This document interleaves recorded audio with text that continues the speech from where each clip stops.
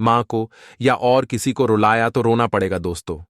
जैसी करनी वैसी भरनी। एक समय की बात है जब भगवान भोले बाबा और माता पार्वती एक ही साथ में कैलाश पर्वत पर बैठे हुए थे। तभी माता पार्वती कहती हैं, हे प्रभु, आज हमारा मन बड़ा ही उदास हो रहा है।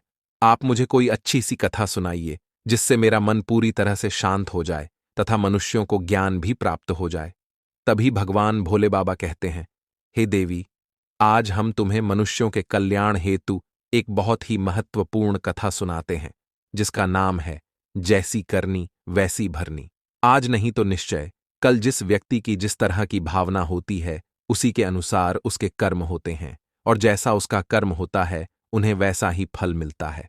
तभी माता पार्वती कहती हैं, हे प्रभु, आप इस कथा को पूरा सुनाइए। यह कथा तो बहुत ही सुंदर और ज्ञानवर्धक है। तभी भगवान भोले बाबा बोलते हैं, हे देवी, यह कथा मनुष्य के कल्याण हेतु है। जो भी मनुष्य इस कथा को पूरे ध्यान और मन से सुनता है वह समझ जाता है जैसी करनी वैसी भरनी का मतलब क्या होता है, और इसे समझकर उस व्यक्ति को लाभ कौन सा मिलता है। दोस्तों, आज की जो कथा है यह बड़ी ही सुंदर और ज्ञानवर्धक है। इसको सुनने के बाद मनुष्य को कर्मों का फल कैसे मिलता है पता चल जाएगा।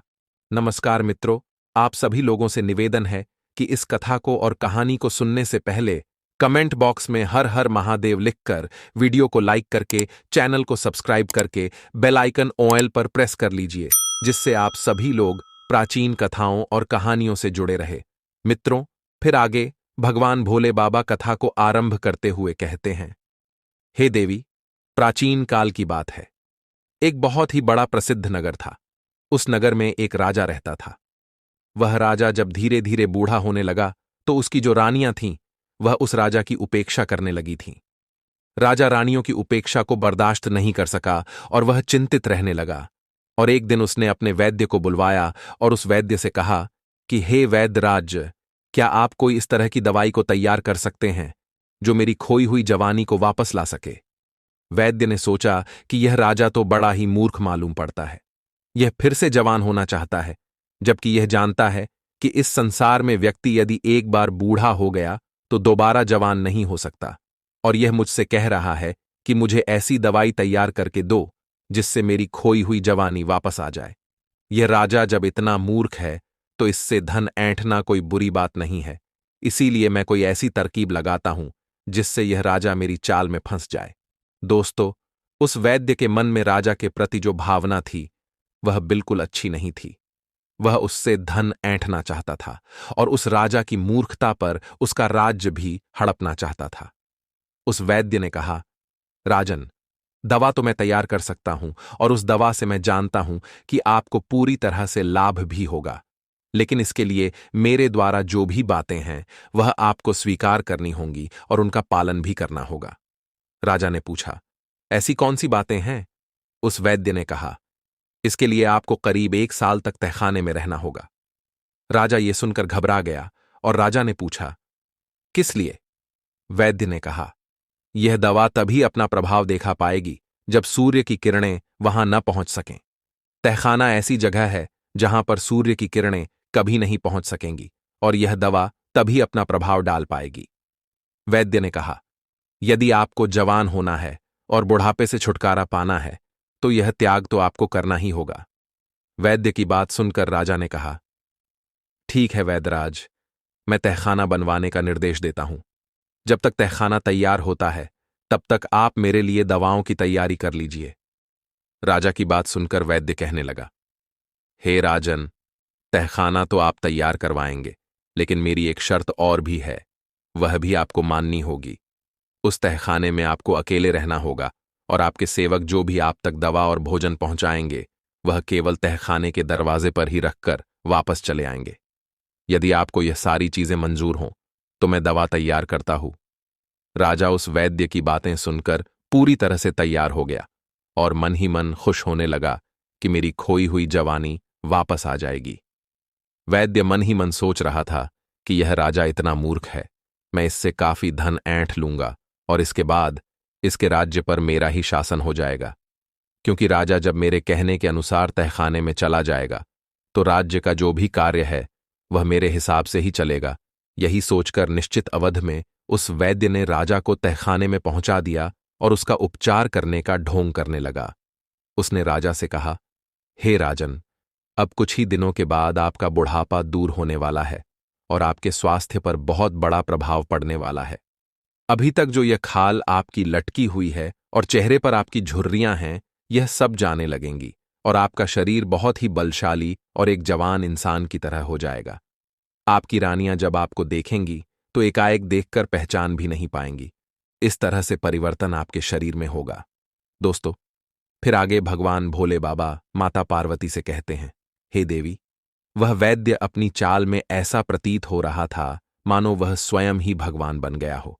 उस वैद्य की बात सुनकर राजा बहुत प्रसन्न हुआ और कहने लगा, हे वैद्यराज, हम तो यही चाहते हैं कि यदि मेरी खोई हुई जवानी फिर से वापस आ जाए तो मैं तुम्हें मुंहमांगा इनाम दे दूंगा और इतना धन दूंगा कि तुम्हारी आने वाली पीढ़ियां भी मालामाल हो जाएंगी। एक तरफ तो वह वैद्य राजा को जवान बनाने का ढोंग करता रहा और दूसरी तरफ जंगल के रास्ते से एक सुरंग खुदवाकर उस तहखाने से मिला दी। इसके बाद वह किसी ऐसे व्यक्ति की तलाश करने लगा जो राजा का बिल्कुल हम शक्ल हो, जिसकी शक्ल राजा से मिलती जुलती हो, लेकिन वह व्यक्ति जवान होना चाहिए। दोस्तों, तभी एक दिन की बात है कि नदी के किनारे नहाते हुए एक व्यक्ति वैसा ही दिखाई दिया जैसा वह ढूंढ रहा था, जिसकी शक्ल सूरत बिल्कुल उस बूढ़े राजा से मिल रही थी। वह वैद्य उस व्यक्ति के पास पहुंचा और कहने लगा, हे नौजवान, लगता है कि तुम इस नगर में पहली बार आए हो। तुम कहाँ के रहने वाले हो? उस व्यक्ति ने कहा, श्रीमान जी, आपने बिल्कुल सही पहचाना है। मैं इस नगर में पहली बार आया हूं, लेकिन आप मुझसे यह सब क्यों पूछ रहे हो? वैद्य ने कहा, मैं आपसे इसलिए पूछ रहा हूं कि तुम मुझको अपना मित्र समझ लो, मुझे अपना मित्र ही समझो। अगर तुम मेरा कहना मानोगे और मेरे काम के लिए तैयार हो जाओगे तो मैं तुम्हें इस नगर का राजा बना सकता हूं। दोस्तों, वैद्य की बात सुनकर वह इंसान आश्चर्यचकित हो गया और वह कहने लगा, आप कैसी बातें कर रहे हो? क्या आपका दिमाग थोड़ा सा खराब है क्या? उस वैद्य ने कहा, नहीं, मेरा दिमाग पूरी तरह से सही है और मैं इस पूरे राज्य का वैद्य हूं। मेरा राजा पर बहुत बड़ा प्रभाव है। मैं जो चाहता हूं वही कर सकता हूं। उस व्यक्ति ने कहा, यह तो बड़ी खुशी की बात है। जब आप इतने प्रभावशाली व्यक्ति हैं तो आप मुझे राजा बना सकते हैं, लेकिन राजा बनने के लिए मुझे क्या करना होगा? फिर वैद्य ने कहा, सिर्फ कुछ दिनों के लिए तुम्हें तहखाने में रहना होगा, लेकिन जैसे ही तुम तहखाने से बाहर आओगे तो सीधे राज सिंहासन पर जाकर बैठ जाओगे और इस राज्य के राजा बन जाओगे। वैद्य की बात सुनकर वह व्यक्ति कहने लगा, आपका यह प्रस्ताव मुझे स्वीकार है। आप मुझे बता दीजिए, मुझे कितने दिनों तक इंतजार करना पड़ेगा? उस वैद्य ने कहा, बस तुम्हें कुछ ही दिनों के लिए उस तहखाने में रहना होगा। इसके बाद तुम्हारा इंतजार खत्म हो जाएगा। बहुत कम समय में ही तुम्हारा इंतजार खत्म हो जाएगा। ज्यादा से ज्यादा 6-7 दिन तक तुम्हें तहखाने में रहना होगा। इसके बाद मेरी जो भी योजना है उसी के अनुसार मैं अपना काम करूंगा। उस व्यक्ति ने कहा, ठीक है। पास ही में एक गांव पड़ता है, उसी गांव के बाहर एक झोपड़ी है, वहीं पर मैं ठहरा हूं। यदि आप चाहें तो किसी भी युवक को या खुद आकर मुझे वहां से बुला सकते हैं। उस वैद्य ने कहा, ठीक है। दोस्तों, फिर वह वैद्य वहां से वापस आया और अपनी योजना को तेज कर दिया। एक रात की बात है कि उसने उस बूढ़े राजा के खाने में जहर मिला दिया और उस जहर के कारण जब उस राजा की मृत्यु हो गई तो वह वैद्य राजा की लाश को कंधे पर लादकर सुरंग के रास्ते से बाहर निकल गया और जंगल में जाकर एक बड़ा सा कुआं था, उसी में राजा की लाश फेंक दी।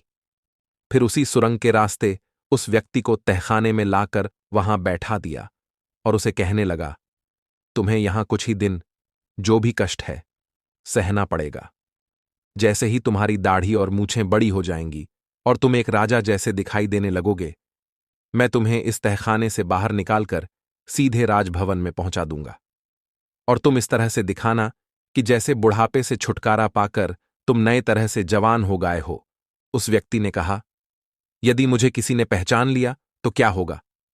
दोस्तों, फिर आगे भगवान भोले बाबा कथा को सुनाते हुए माता पार्वती से कहते हैं, हे देवी, वह वैद्य बहुत ही चालाक था उसने कहा, यह सब काम तुम मुझ पर छोड़ दो। जो भी होगा मैं संभाल लूंगा। तुम्हें सिर्फ इतना करना है कि मैं जो भी कह रहा हूं, जैसा भी कह रहा हूं, उसी के अनुसार तुम्हें चलना है। उस व्यक्ति ने कहा, ठीक है, आप जैसा कहेंगे मैं वैसा ही करूंगा। इसके बाद वह वैद्य वहां से निकलकर राज दरबार में पहुंचा और जो भी वहां मंत्री और समस्त लोग थे उन सब के पास जाकर कहा, आप सभी के लिए एक बहुत खुशखबरी की बात है। मेरी दवाओं ने महाराज पर ऐसा असर किया है कि महाराज फिर से जवान हो गए हैं। कल वह महल में आएंगे और आप लोग उनके स्वागत के लिए तैयार रहना। वहां के मंत्रीगण कहने लगे, हम अपने राजा के नए रूप का भरपूर स्वागत करेंगे।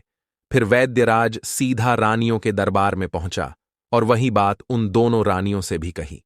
इस बात को सुनकर दोनों रानियां प्रसन्न हो गईं। उन्होंने वैद्य को बहुत सारा धन निकाल कर दे दिया। योजना के अनुसार अगले ही दिन वह वैद्य तहखाने से उस व्यक्ति को लाकर सिंहासन पर बैठा दिया।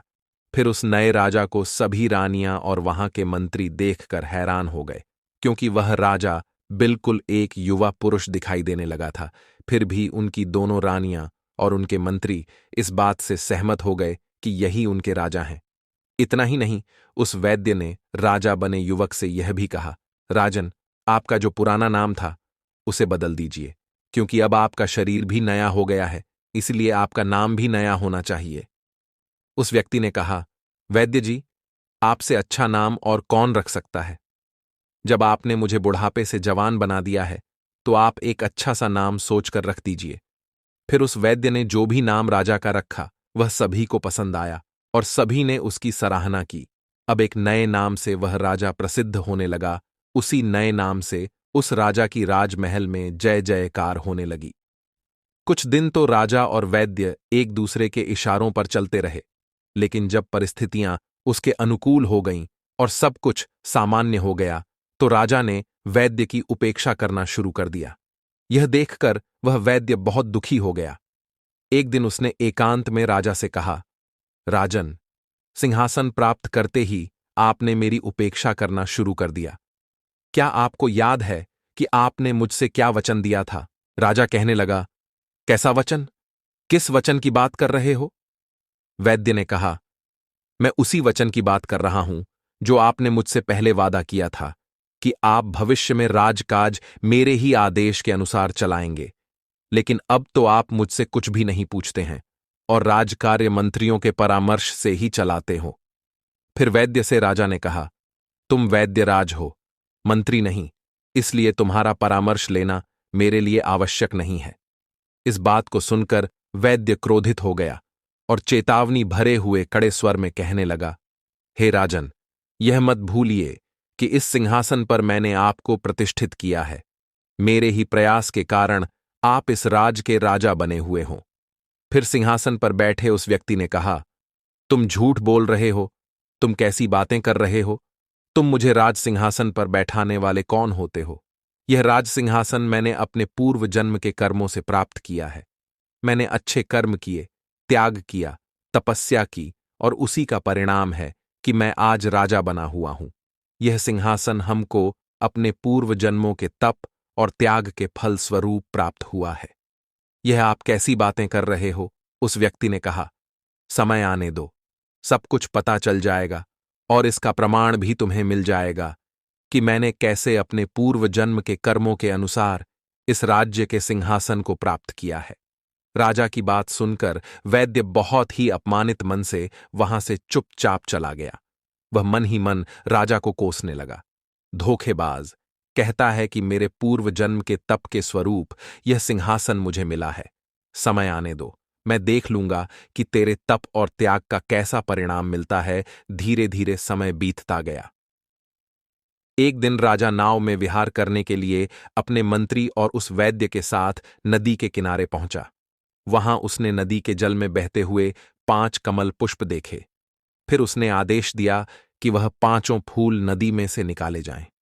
फिर ध्यान से उन्हें देखते हुए कहने लगा, आश्चर्य, ये फूल तो बिल्कुल सोने के लगते हैं। जीवन में मैंने कभी इतने अद्भुत कमल के फूल नहीं देखे। मंत्री ने भी राजा की सहमति जताते हुए कहा, हां राजा, ऐसे फूल तो मैंने पहली बार देखे हैं। देखिए तो इनमें कैसी सुंदर पीली पीली किरणें निकल रही हैं। इन्हें तो आपको अपने सरोवर में लगवाना ही चाहिए। राजा ने वैद्य की ओर इशारा करते हुए कहा। वैद्यराज, आप तो वनस्पति शास्त्र के बहुत ही गहरे जानकार हैं। बहुत सी जड़ी बूटियों को आप देखते ही पहचान लेते हैं कि यह कौन सी जड़ी बूटियां हैं। जाकर के उस स्थान का पता लगाइए जहां से यह फूल नदी में बहकर आए हैं, और यदि हो सके तो इनके कुछ बीज भी ले आइएगा। मैं इन्हें अपने सरोवर में लगवाना चाहता हूं। कोई और अवसर होता तो वह वैद्य जाने से इनकार कर देता, किंतु इतने मंत्रियों की उपस्थिति में वह कैसे इनकार कर सकता था। यदि इनकार करता तो उसकी योग्यता पर प्रश्न चिन्ह लग जाता। सब यही सोचते कि इस वैद्य को वनस्पति शास्त्र का कोई भी ज्ञान नहीं है। यह वैद्य तो केवल पाखंडी है और बड़ी बड़ी हाँकता है। इसे कुछ भी मालूम नहीं है। इस तरह से उसकी हंसी ना हो जाए कहीं, यही सोचकर वह वैद्य तैयार हो गया। नदी के बहाव के विपरीत दिशा में चलता हुआ वैद्य उस नदी के उद्गम स्थल पर पहुंचा। उसने एक बहुत पुराना मंदिर देखा जो खंडहर में तब्दील हो चुका था। उस मंदिर का अधिकतर हिस्सा ध्वस्त हो चुका था। सिर्फ वही कक्ष कुछ अच्छी हालत में बचा हुआ था जिसमें भगवान शिव की मूर्ति थी। भगवान शिव की मूर्ति को देखकर वैद्य ने भगवान शिव को प्रणाम किया। फिर उस कक्ष से बाहर निकलकर मंदिर के प्रांगण में पहुंचा और इधर उधर निगाह दौड़ाने लगा। तभी उसकी नजर एक बरगद के वृक्ष पर पहुंच गई। वह बरगद का पेड़ बहुत ही विशाल था, नदी के किनारे उगा हुआ था। उसकी कुछ शाखाएं तो नदी के जल के ऊपर फैली हुई थीं। तभी उसकी नजर वृक्ष की एक शाखा पर लटके हुए एक मानव के कंकाल पर जाकर अटक गई। नर कंकाल बरगद की एक मोटी शाखा पर लटका हुआ था। उसकी टांगें आकाश की ओर थीं और सिर नदी के जल से कुछ ऊपर था। फिर वैद्य उस नर कंकाल के समीप गया और सोचने लगा, यह कैसा कंकाल है और किसका है और क्यों विपरीत अवस्था में लटका हुआ है? क्या इसके उल्टा लटकने में कोई रहस्य छुपा हुआ है? वैद्य यह सब बातें सोच ही रहा था कि अचानक मौसम बदल गया। आकाश में बड़े काले घने बादल छा गए। हवा का प्रवाह तेज होने लगा। देखते ही देखते तेज आंधी और तूफान साथ घनघोर बरसात शुरू हो गई। बरसात में भीगने से बचने के लिए वह जो वैद्य था वह बरगद के मोटे तने से सटकर खड़ा हो गया। फिर एकाएक उसकी नजर फिर उस कंकाल के ऊपर जाकर टिक गई। बरसात की बूंदें जब उस कंकाल को भिगो रही थीं और तब उस कंकाल को स्पर्श करके वर्षा का जो जल था वह नदी में नीचे गिरता तो उससे स्वर्ण कमल पैदा हो जाते थे। यह देखकर वह वैद्य बड़े आश्चर्य में था। बारिश जब बंद हुई तो उस वैद्य ने लटकते हुए कंकाल को छूने का भी प्रयास किया। तभी अचानक नर कंकाल शाखा से अलग होकर नदी के जल में गिर गया और गहरे जल में जाकर वहीं विलीन हो गया। वैद्य जब वापस लौटा तो उसने जो भी घटना उसके साथ हुई थी वह सब कुछ आकर उस राजा को बता दी। सुनकर राजा के चेहरे पर मुस्कान आ गई। उसने वैद्य से कहा, वैद्यराज, जिस नर कंकाल को तुम देखकर आ रहे हो वह पूर्व जन्म में मेरा ही शरीर था। मैंने अपने पूर्व जन्म में उस बरगद के वृक्ष पर उल्टा लटककर वर्षों तक भगवान भोले बाबा की तपस्या की थी। मैं एक योगी था। तपस्या के दौरान ही मेरी मृत्यु हो गई थी। वर्षों तक उल्टा लटके रहने के कारण मेरा शरीर सूख गया था और मेरा शरीर नर कंकाल में तब्दील हो चुका था, और अब वह नर कंकाल भी शेष नहीं रहा होगा। अच्छा हुआ जो मेरे पूर्व शरीर को मुक्ति मिल गई। राजा की इन बातों को सुनकर उस वैद्य ने कहा, पर मेरी एक शिकायत अब भी है। तुमसे मेरे प्रयासों से आप राजा बने और आप अभी भी मेरी उपेक्षा कर रहे हैं। उस राजा ने कहा, हे वैद्यराज, यही तो तुम्हारा भ्रम है। मैंने तुम्हें बताया तो है कि राज्य पद मुझे मेरे पूर्व जन्म के कर्मों के फल के कारण मिला है। उस वैद्य ने कहा, तो मेरे प्रयास का कोई मतलब नहीं है? राजा कहने लगा कि तुमने जितने काम किए सब अपने स्वार्थ के कारण ही किए हैं। मैं तो तुमसे कुछ ऐसी बातों को भी जानता हूं जिनके कारण मैं तुम्हें सूली पर भी चढ़ा सकता हूं, लेकिन मैं ऐसा नहीं करूंगा, क्योंकि तुमने मेरे साथ जो भी किया है और किसी के साथ जो भी किया है उसका फल तो तुम्हें ईश्वर देगा। यह सुनकर वैद्य भय से कांपने लगा।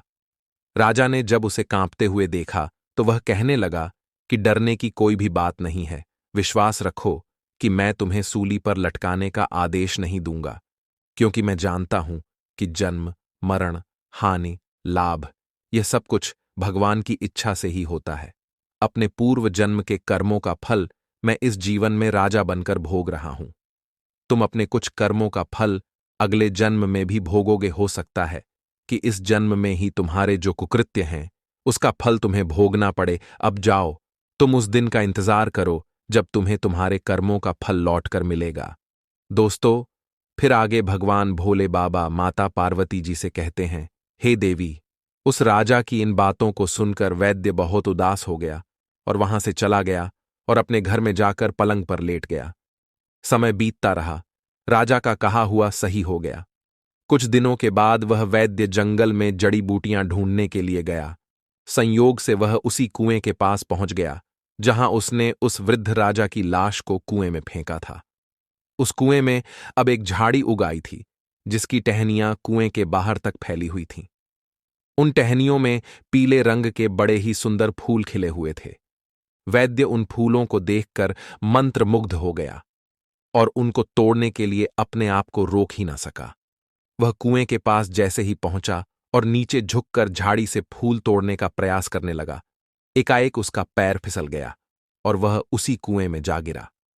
वैद्य ने सहायता के लिए बहुत ही आवाज लगाई, लेकिन उस सुनसान घने जंगल में उसकी आवाज कोई भी नहीं सुन सका। उसे बचाने के लिए कोई भी नहीं आया दोस्तों, और वही परिणाम हुआ। भूखा प्यासा वैद्य उस कुएं में तड़प तड़प कर मर गया। दोस्तों, आगे भगवान भोले बाबा कहते हैं, हे देवी, मनुष्य को अपने बुरे और अच्छे कर्मों का फल एक ना एक दिन अवश्य ही भोगना पड़ता है। इसीलिए हर व्यक्ति को अपने जीवन में हमेशा अच्छा करना चाहिए, ना तो किसी का बुरा सोचना चाहिए और ना ही किसी के साथ बुरा करना चाहिए और ना ही किसी को कष्ट देकर रुलाना चाहिए। जो मनुष्य अपने जीवन में एक सच्चा व्यक्ति बनकर रहता है, हमेशा उसी की जीत होती है। मनुष्य को सत्कर्म करना चाहिए। सभी व्यक्तियों का मान, सम्मान, यश, कीर्ति सत्कर्म से ही प्राप्त होती है और सदाचार से ही प्राप्त होती है। यही मनुष्यों का सच्चा और अच्छा जीवन होता है। हर व्यक्ति को अपने जीवन में इसी राह पर चलना चाहिए। उम्मीद करता हूं कि आप लोगों को यह कथा पसंद आई होगी। अगर दोस्तों पसंद आई हो तो वीडियो को लाइक करके चैनल को सब्सक्राइब करें और बेल आइकन ऑन पर प्रेस करके कमेंट बॉक्स में हर हर महादेव अवश्य लिख दीजिएगा। और दोस्तों, वीडियो को अपने दोस्तों रिश्तेदारों को भी शेयर कर दीजिएगा। और दोस्तों, वीडियो को पूरा देखने के लिए आप लोगों का धन्यवाद।